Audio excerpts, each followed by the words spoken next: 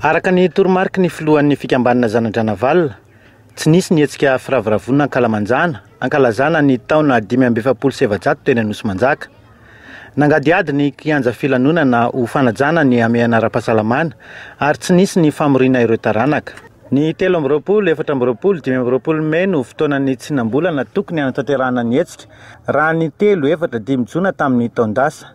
Entina namariana fa latsaka 12 andro amin'ny fanisan'andro Gregoriana no fanisana entiny Zanadranavalona mametraka ny datim-pankalazana isan-taona. Na izany aza ho fanamariana ny fiandohan'ny taona amin'ny fanisan'ny taona hatramin'ny andron-dralambo, izay arahan'ny fikambanana Zanadranavalona, nisy ny fizarana mofomamy na koba ho solokena mitampihavanana ny ivony taom-baovao ny Merina. Samy nanao ny fombafomba sy ny lanonana tsirairay avy isan-tokantrano kosa ny mpikambana sy ny tarana Dranaval tsy mitovy amin'Andriana. Akoatra ny taom-baovao ny Merina, mpikambana mavitriky ny komity mpanomana ny taom-baovao iraisany malagasy na KMTM, izay mankalaza ny taom-baovao isaky ny tsinam-bolan'ny lohataona ihany koa ny fikambana ny Zanadranavalona.